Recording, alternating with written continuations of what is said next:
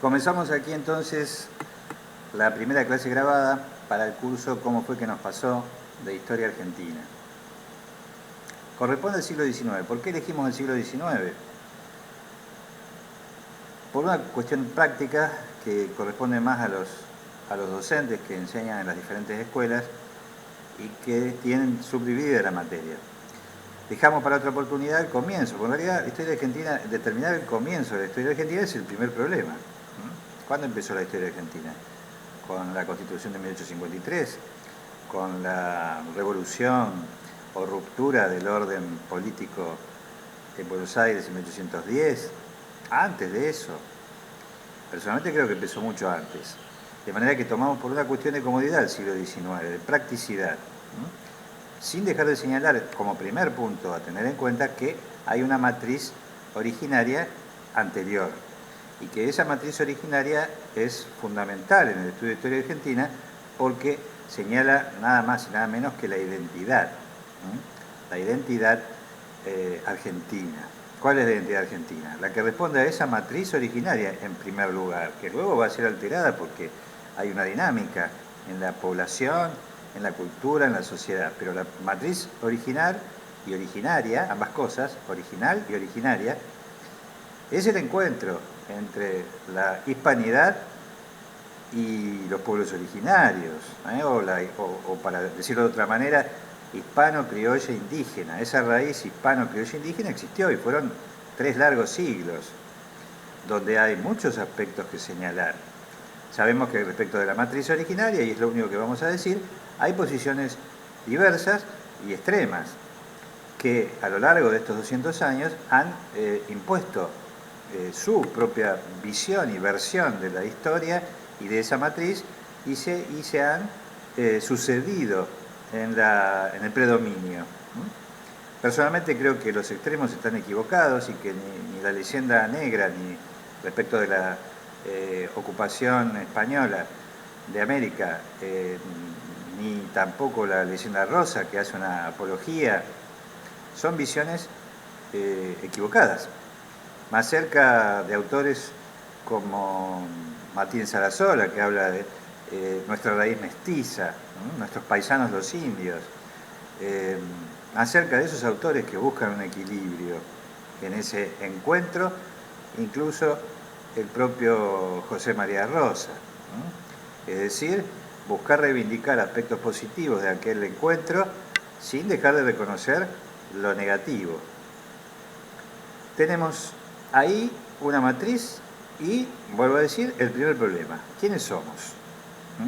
¿Somos los herederos rencorosos de Atahualpa o quienes castigamos la maldición de Malinche como algo que no se puede jamás levantar? Y tenemos ahí, vuelvo a decir, distintos autores, distintas posiciones literarias, académicas, más literarias algunas como Eduardo Galeano, el propio Osvaldo Bayer, más históricas, más académicas, otras, los que reivindican el pensamiento latinoamericano desde el inicio, o la colonialidad desde el inicio, como puede ser Rodolfo Cuyo o Enrique Dussel. Tenemos autores que están en el otro extremo, tanto la versión hispanista clásica de la historia, como Vicente Sierra, como si vamos a la parte del derecho español, a Ots y Capdequí. Tenemos autores en diversas posiciones y el pensamiento predominante con respecto a esa matriz ha oscilado. Es lo que vamos a decir en este caso y para el efecto de este video. Pero que la Argentina empezó antes de 1810, por lo menos es lo que me parece que habría que terminar de comprender. Por supuesto que la palabra Argentina es anterior, ¿no? Esa suerte de profecía o promesa de prosperidad, la palabra Argentina que viene de la palabra en latín plata, por aquella leyenda originaria del país de la plata o del rey de la plata que escucharon los primeros españoles de los indios. En la concepción de los europeos, recordemos que pensaron haber llegado a las Indias orientales y luego llamadas occidentales. Entonces, la matriz está antes. Nosotros vamos a comenzar en esta oportunidad a tratar nuestra historia argentina desde el siglo XIX. Y cuando vamos a los programas de las materias o lo que se estudia, suele estudiar en la historia argentina, sobre todo en la educación básica, nos encontramos con la Revolución de Mayo de 1810. Naturalmente que estudiar la Revolución de Mayo de 1810 como suceso fundacional implica, por un lado, prescindir de algunas cosas que habían pasado antes y que tienen más que ver con marcar un hito fundacional. Concretamente, las invasiones inglesas de 1806 y 1807 son, a mi juicio, el hito fundacional. ¿Por qué? Porque si bien allí no se produce una ruptura directa del orden jurídico colonial, llamémosle, sí se produce la decisión acompañada por el pueblo, no solo de Buenos Aires, sino de las ciudades del interior que aportan su propia gente para la reconquista y para luego la defensa, sino que allí, más que una ruptura, se produce una decisión, la decisión de ser nosotros. La frase de Belgrano, el amo viejo o ninguno, es un poco una síntesis de esa decisión. Esa decisión no fue de una élite, no fue de un grupo, sino que hubo un acompañamiento claro y hubo, en primer lugar, y en segundo lugar, hubo la formación de una nueva élite, con un nuevo liderazgo. Y allí tenemos el primer problema. Dijimos que en la primera clase que la historia argentina nos tiene que permitir para iluminar, cuando transitamos por ella, las zonas oscuras. Y los personajes que aparecen muy diluidos, algunos directamente ni nombrados y otros nombrados como si no hubiera pasado nada. Como si no hubiera pasado nada. Es el caso de Santiago de Liniers. Santiago de Liniers es el primer caudillo de esa etapa formativa, donde hay la decisión de ser una nación, que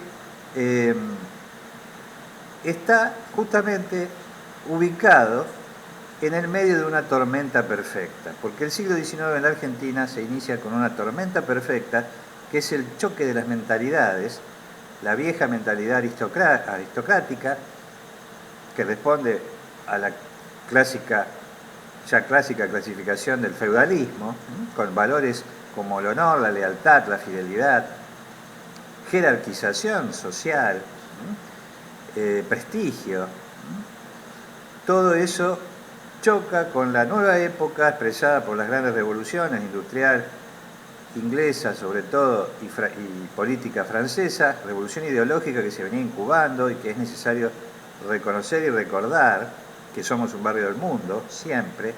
Esas revoluciones impactan en el cambio de mentalidad y aparece ahí Liniers, que es una figura propia de la vieja mentalidad, incluso nombrado luego de los sucesos de Buenos Aires, conde de Buenos Aires o conde de la lealtad, nombrado por el rey. Liniers es el primer virrey elegido por el pueblo. Es el pueblo el que decide sacar al que estaba y poner a otro. No va a ser 1810 la primera oportunidad, sino que en todo caso va a ser la segunda. La diferencia es que no pusieron un virrey, sino que directamente, dados los sucesos europeos en 1810, donde no había rey, o el rey estaba cautivo, se nombró una junta. Pero Liniers, el papel de Liniers, y sobre todo su final trágico, fusilado por los propios revolucionarios, 4 años después, menos, 3 años después, es todo también un antecedente y un símbolo, ya que nosotros buscamos mentalidades y símbolos. Alguien dijo, creo que era Paul Grusac, los héroes de la patria vieja son las primeras víctimas de la patria nueva. Bueno, ahí hay un precedente muy interesante y muy importante en la figura de Santiago de Liniers. La defensa, y la reconquista primero y la defensa contra las dos invasiones inglesas, que no fueron hechos aislados, sino que son parte de la guerra de imperios, el imperio inglés en ascenso, el que estaba constituyendo, y el imperio español en disolución. Es una guerra de imperios, Francia por supuesto metida en el medio, y haciendo lo suyo también para construir su propio imperio. En el siglo XIX, en definitiva, la palabra imperio les cabe a Inglaterra, con el largo reinado de la reina Victoria de 1837 a 1901, y a Francia, que va a dar incluso otro zarpazo, no sobre el Río de la Plata, sino sobre México, después de mediados del siglo XIX. Y todo esto hay que considerarlo porque esa era la geopolítica mundial de la época. Ascenso de los nuevos imperios europeos, imperios claramente coloniales, y descenso del imperio español, que era un imperio a mitad de camino entre los viejos valores de la sociedad en retroceso y los nuevos, de la mentalidad moderna, de la razón, de las verdades universales, del progreso, que venían imponiéndose a caballo de la revolución industrial y la revolución política e ideológica en Francia. Tenemos entonces ese cuadro de situación para arrancar nuestro siglo XIX. No empecemos por mayo de 1810, porque además ponemos a Buenos Aires en el centro de la vida del país ya desde el principio, y ese es un error. Hay que investigar, y en eso están nuestros alumnos, y se puede recurrir siempre a nuevos estudios. ¿Qué pasaba en Córdoba? ¿Qué pasaba en las diferentes ciudades y pueblos del interior? Tenemos entonces ese comienzo que nosotros lo destacamos, el tema de las invasiones inglesas, no como un antecedente, sino como un punto de partida. La decisión de ser un nosotros, un punto de identidad muy claro. En el mundo pasaban revoluciones. Por eso decimos que el siglo XIX comienza con una tormenta perfecta, que es el choque de mentalidades, las viejas mentalidades de la aristocracia, que chocan con las nuevas mentalidades que se van a llamar luego las mentalidades burguesas, la revolución industrial, la revolución política francesa y la independencia de los Estados Unidos. Recordemos la película que se pasó mucho en las escuelas sobre San Martín, estos últimos 15 años, se ha pasado, que hay un pasaje en el cual el protagonista, el adolescente, el chico, que luego va a incorporarse al ejército de San Martín, discute con su padre y con su madre presente, y ahí está muy bien claro cómo eran las mentalidades, ¿no? El padre quiere bajar la autoridad del pater familias, de una sociedad absolutamente patriarcal, propia de la hispanidad y del antecedente ancestral de Roma, el pater familias que se impone y tiene que dar explicaciones. Un poco lo que expresa es una mentalidad que viene de esa época y que viene de ese periodo. Y el chico que le dice, no, yo soy libre, yo puedo elegir, yo puedo... Y luego va a San Martín y le dice, yo quiero formar parte del ejército, no quiero ser un acompañante, quiero pelear. Y San Martín le dice, no estoy de acuerdo con lo que usted dice, jovencito, pero usted es libre, es un individuo libre y tengo que aceptar su decisión.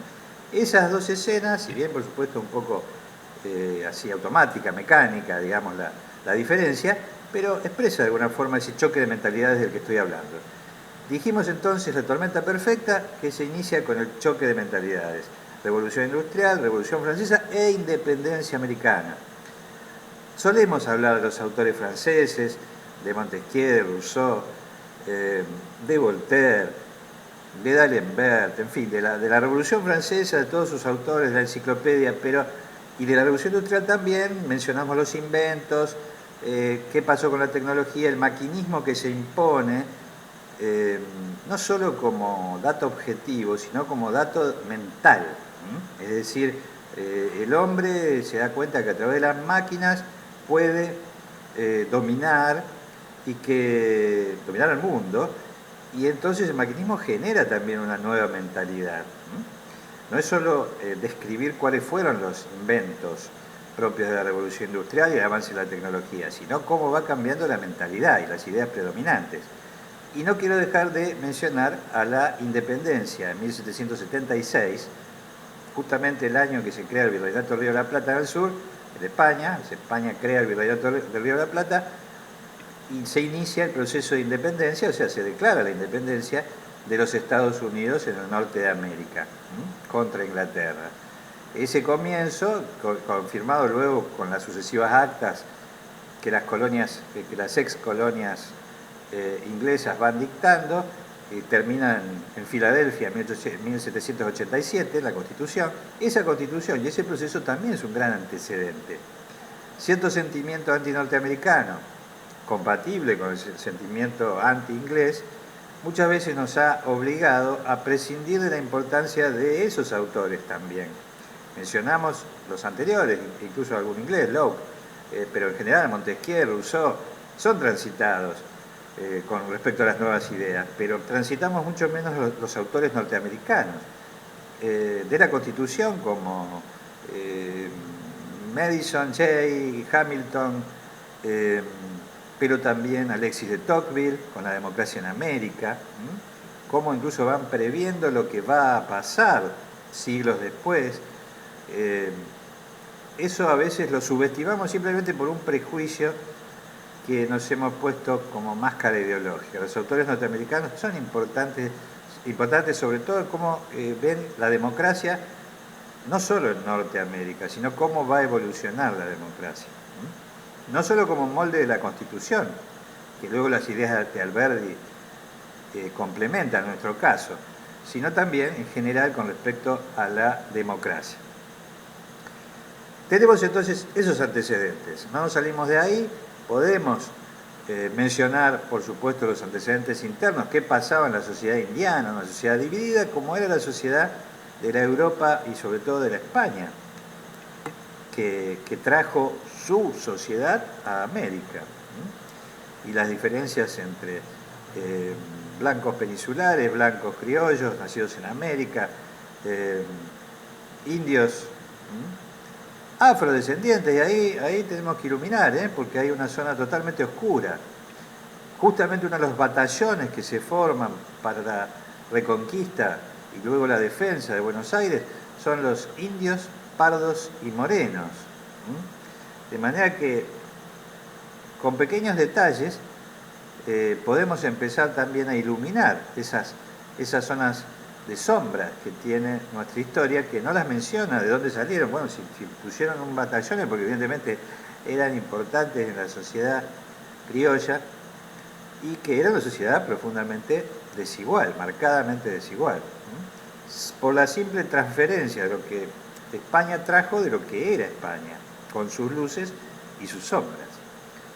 De manera que también ahí tenemos otro elemento para tener en cuenta en esa matriz originaria, y como lo es la presencia del ejército, un ejército que no existía, y como digamos, España había cambiado la situación del ejército regular porque por la existencia de las revoluciones altoperuanas de fines del siglo XVIII, y había movido los veteranos del ejército hacia el norte, y por lo tanto Buenos Aires, que había sido creada justamente para defender las posesiones hispanas contra el ataque de los portugueses y de los ingleses, estaba totalmente desguarnecida. De manera que la creación de las milicias, estos grupos, indios, pardos y morenos, arribeños, húsares, los húsares de Pueyrredón, los patricios, los migueletes, en fin, todos esos cuerpos que se crean en la primera y segunda invasión inglesa, son el antecedente de la formación de un ejército nacional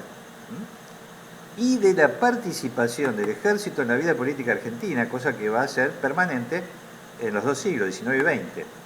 El ejército es la base de la formación de la estructura política. El presidente de la primera junta en 1810 es Saavedra, el comandante de patricios. Ya hemos dicho Liniers, Santiago Liniers, primero es nombrado capitán general y luego virrey. La relación entre política y ejército está clarita desde ese comienzo. Ese es otro punto a destacar. La ruptura de Mayo, siguiente paso, implica una decisión que ya estaba implícita entonces en la respuesta popular contra las invasiones inglesas.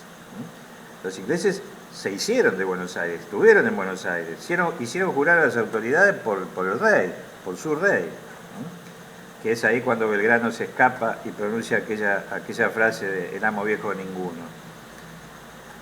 El pueblo podría haber aceptado, ¿no? El libre comercio como bandera, por supuesto, de ese momento que era lo que pretendía Gran Bretaña.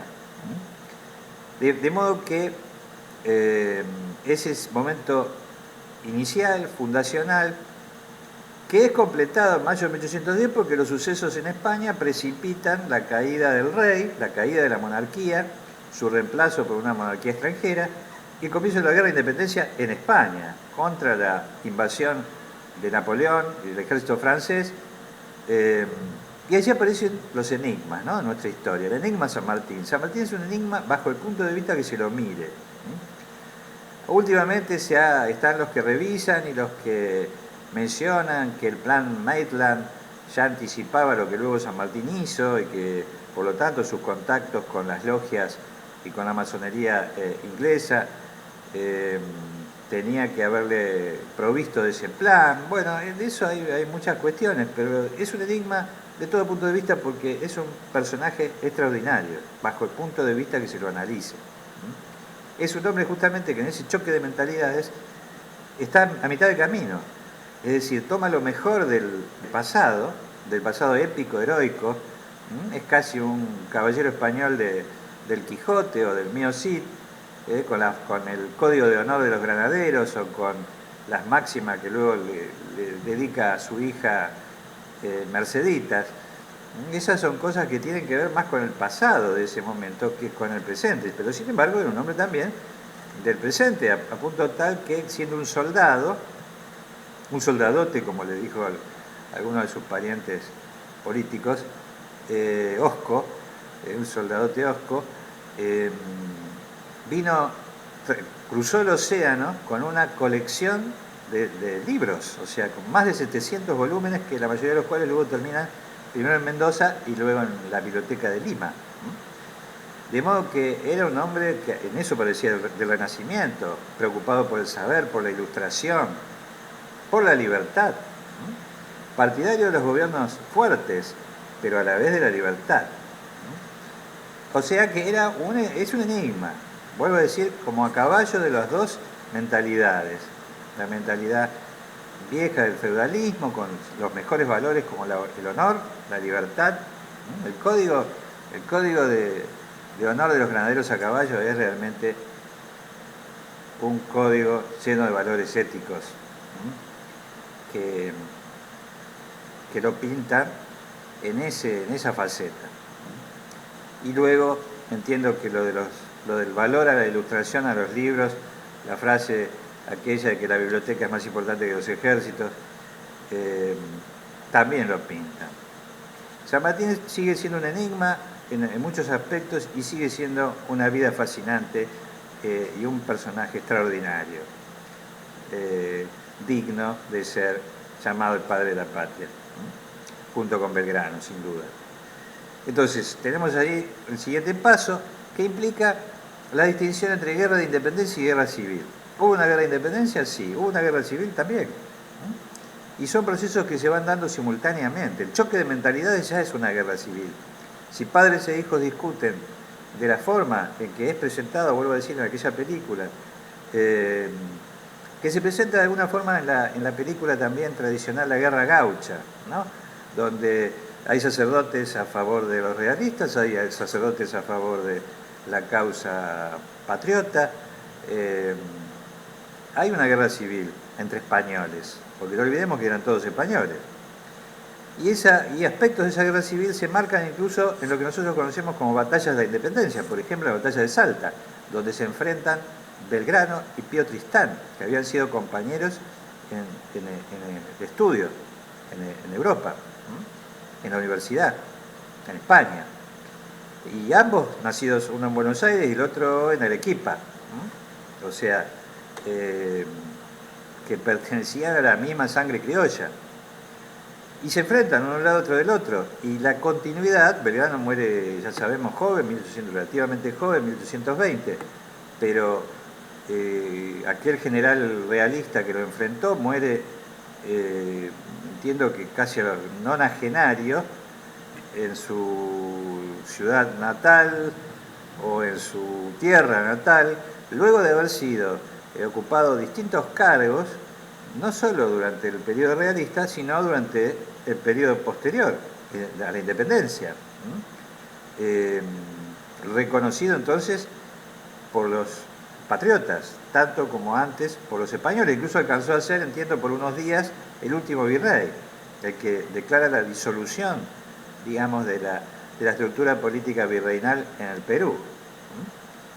De manera que esos procesos son simultáneos, ¿no? No se echó a alguien y se puso a otro, estaban los malos de un lado y los buenos del otro. Hay un proceso simultáneo de independencias y de guerras civiles. Hay intereses extranjeros, por supuesto, pero insistimos en prestarle mucha atención al choque de mentalidades. Y comienza entonces, con ese proceso simultáneo de guerras civiles, los intentos de organizar un Estado nacional y estados provinciales. Eso lo vamos a tocar en el siguiente video, que siempre está vinculado al siglo XIX. Nos seguimos viendo entonces en un momento en el próximo video.